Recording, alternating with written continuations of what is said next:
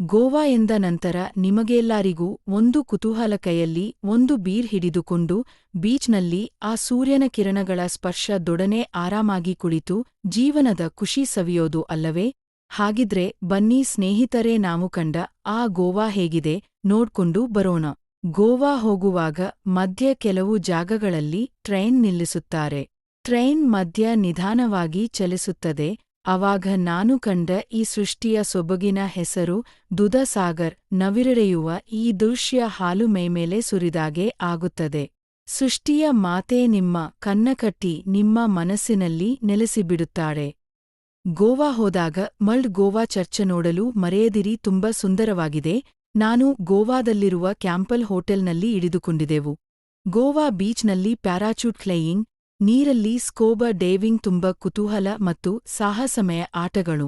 ನೀರಿನ ಆಟಗಳಾದ scuba diving ಮಾಡಲು ತುಂಬಾ ಭಯವಾಯಿತು, ಆದರೂ ಮನಸ್ಸು ಗಟ್ಟಿ ಮಾಡಿಕೊಂಡು ಆಟ ಆಡಿದೆ.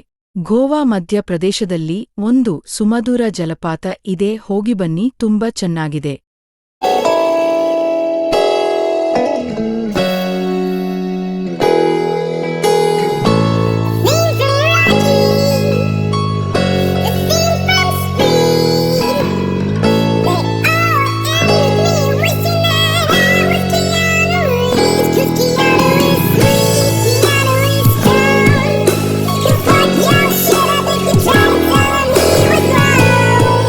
ಮಧ್ಯ ಕಾರು ಚಲಾಯಿಸಿದ ನನ್ನ ಫ್ರೆಂಡ್ ಹೇಳಿದ, ರಸ್ತೆಯಲ್ಲಿ ಯಾವ ಗುಂಡಿಗಳಿಲ್ಲ, ಒಂದು ಸಣ್ಣ ತೆಗ್ಗುಗಳಿಲ್ಲ, ಅಷ್ಟೆಷ್ಟು ಸುಂದರ ರಸ್ತೆ ನಿರ್ಮಾಣ ಎನ್ನುತ್ತಾ ಹೊರಟೆವು.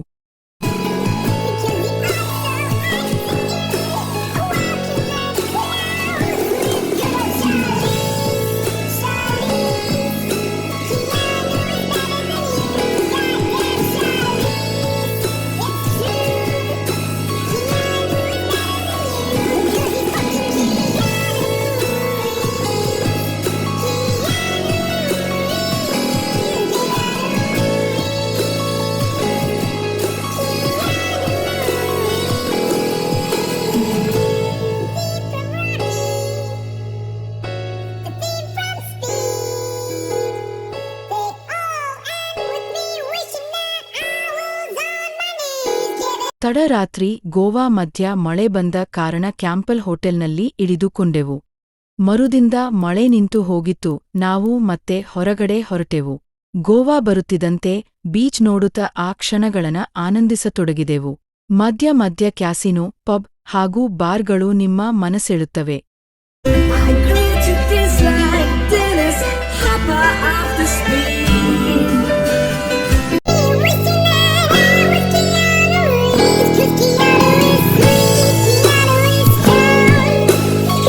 ಗೋವಾ ಬೀಚ್ ಮಧ್ಯ ಆ ಸಮುದ್ರದ ಅಲೆಗಳು ನಿಮ್ಮ ಮನ ಸೆಳೆಯುತ್ತದೆ, ಹಾಗೂ ನಿಮ್ಮ ಮುಂದಿರುವ ಸೂರ್ಯ ನಿಮ್ಮ ಸುಡುತ್ತ ನಿಂತಿರುತ್ತಾನೆ.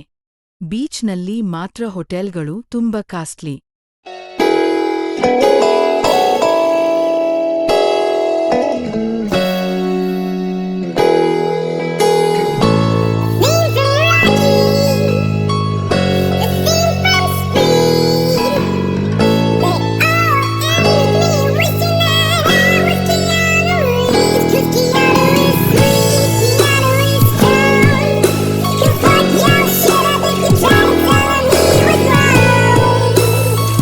ಧನ್ಯವಾದಗಳು. ದಯವಿಟ್ಟು ನನ್ನ ಚಾನಲ್ ಸಬ್ಸ್ಕ್ರೈಬ್ ಮಾಡಿ. ಮುಂದಿನ ವಿಡಿಯೋ ಆದಷ್ಟು ಚೆನ್ನಾಗಿ ಮಾಡಲು ಪ್ರಯತ್ನ ಮಾಡ್ತೀನಿ. By friends.